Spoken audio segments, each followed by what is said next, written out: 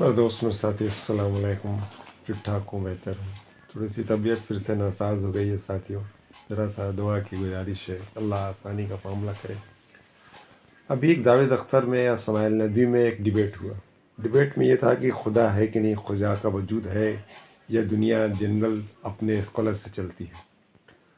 ایک کارگزاری سنی تھی میں نے بہت پہلے کہ ایک ڈیبیٹ میں ایک صاحب کو بلایا کہ فلاں صاحب بہت جانکار ہیں، یہ ہیں وہ ہیں، ان سے ڈیبیٹ کیا جائے خدا کا وجود کیا ہے یا دنیا کیسے بنی، دنیا خود سے بنی یا خدا نے بنایا. ڈیبیٹ کا ٹائم ہو گیا اور اس صاحب کافی دیر سے پہنچے. ہنگامہ ہوا کہ بھائی آپ دیر سے کیوں پہنچے، آپ تو خود ٹائم کے پابند نہیں ہیں، تو خدا کے وجود کے بارے میں آپ کیا بتائیں گے؟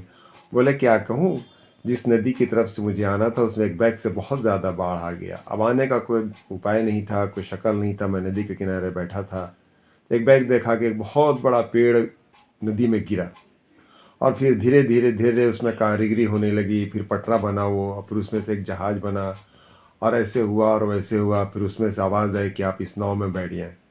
اور میں بیٹھا اور خود بخود وہ ناؤ چلنے لگی اور اس ندی کے اس پار آ گئی اور میں وہاں آیا.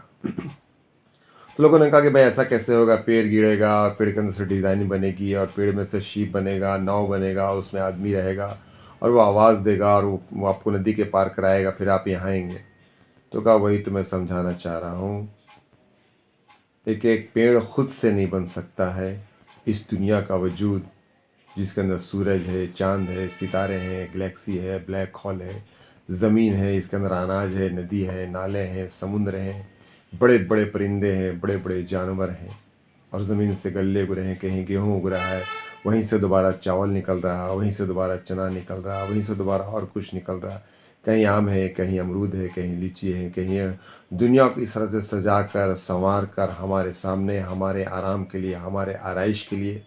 آخر ایک بیگ سے بن گیا یہ جنرل نالج سے بن گیا، خود سے بن گیا یہ.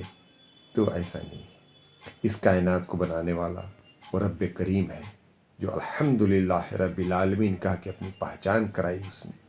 اور پھر کہا میں ان کے لیے جو ہمارے خلاف ہیں، جو ہمیں نہیں مانتے ہیں، میں ان کے لیے رحمان کا درجہ رکھتا ہوں، اور جو ہمیں مانتے ہیں میں ان کے لیے رحیم کا درجہ ہوں.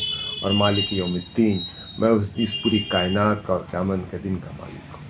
میرے دوست، میرے ساتھی، جیسے ہمارے بدن میں لوہا ہے اور آئرن ہے اور یہ ہے اور وہ ہے، وہ دیکھا نہیں جا سکتا ہے.